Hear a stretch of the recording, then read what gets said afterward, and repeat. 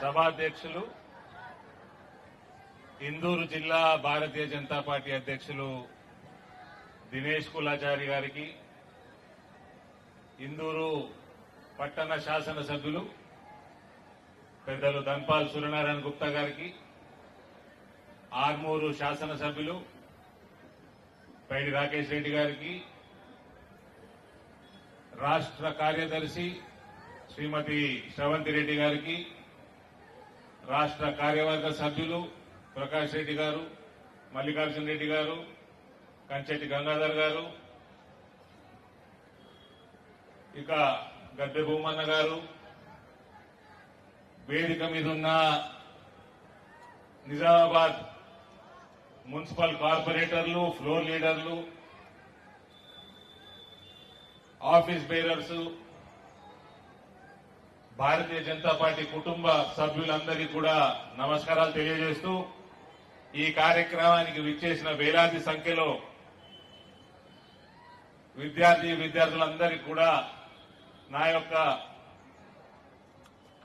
నమస్కారాలు తెలియజేస్తూ శుభాకాంక్షలు తెలియజేస్తా ఉన్నాను. చాలా మందిని కలెక్టర్ గ్రౌండ్ లో, ఇది కలెక్టర్ గ్రౌండే కదా, పాత కలెక్టర్ గ్రౌండ్ లో ఉంచేసినట్లున్నారు. వాళ్ళకి రానియండి, సభ వేదిక ముందరికి రానియండి. ఫీ రీఎంబర్స్మెంట్ అన్నది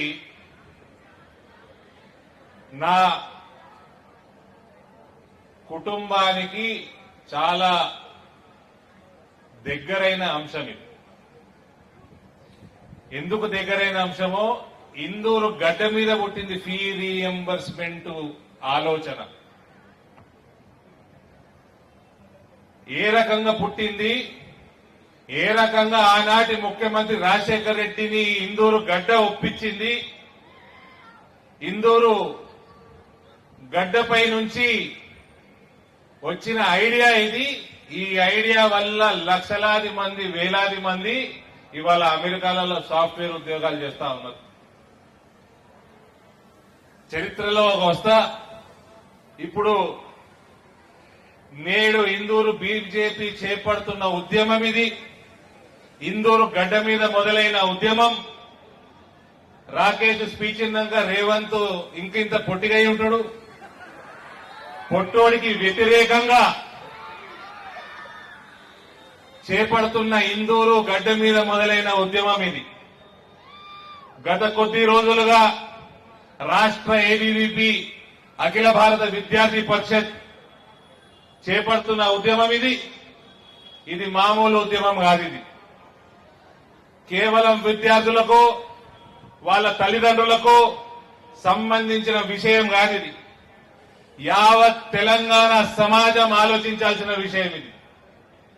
ఇది ప్రస్తుత తరం కాదు, రానున్న తరం యొక్క భవిష్యత్తు మీద ప్రభావం చూపించే ఫీ రీయింబర్స్మెంట్ విషయం. ఇది సమాజాన్ని అభివృద్ధి వైపు, దేశాన్ని ఉన్నతమైన జీడీపీ వైపు నడిపే ఉద్యమం. ఇది ఫీ రీయింబర్స్మెంట్ అంశము సమాజంలో చాలా లోతైన అంశం.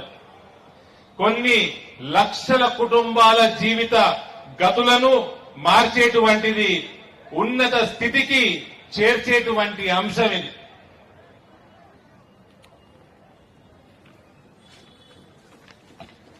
చరిత్రలోకి వెళ్తే దీనికి ఇందూరు గడ్డ మీద ఏ రకంగా ఇందూరు గడ్డకి రుణపడి ఉన్నారో లక్షలాది మంది అమెరికాలో ఉద్యోగాలు చేస్తున్న, ఎంఎన్సీలు నడుపుతున్న సాఫ్ట్వేర్ ఇంజనీర్లు అందరూ ఇక్కడ ఇందూరు గడ్డకి రుణపడి ఉండాలి.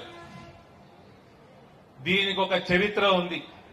ఆనాటి ఉమ్మడి ఆంధ్రప్రదేశ్ కాంగ్రెస్ కమిటీ అధ్యక్షులు,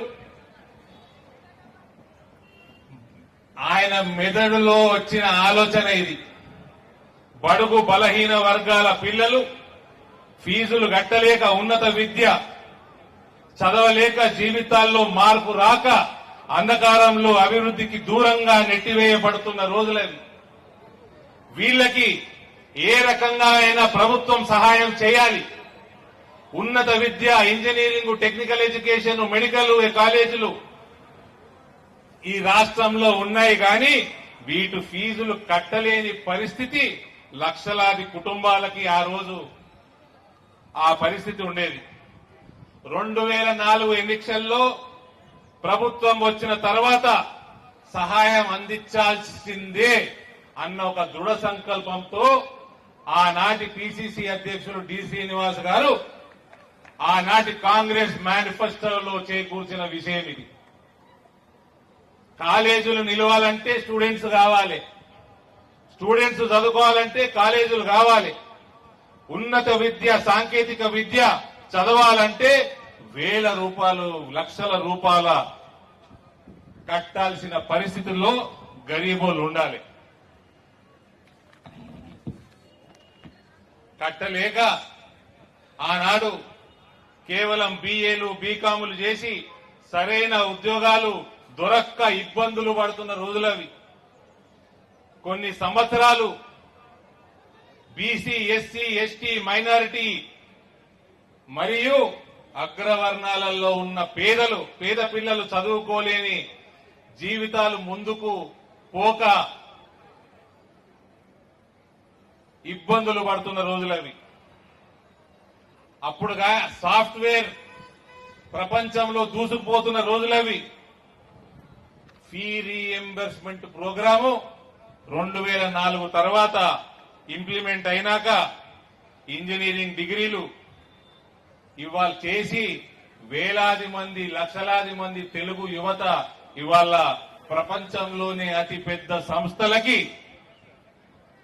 మేనేజ్మెంట్ గా దిక్సూచిగా ఉన్నారంటే ఫీ రీఎంబర్స్మెంట్ కారణం. ఇది కేవలం BC SC ST minority or అగ్రవర్ణాలలో ఉన్న వెనుకబడ్డ తరగతులకే కాదు, రాష్ట్ర ఆర్థిక వ్యవస్థని మార్చిన స్కీమ్ ఇది.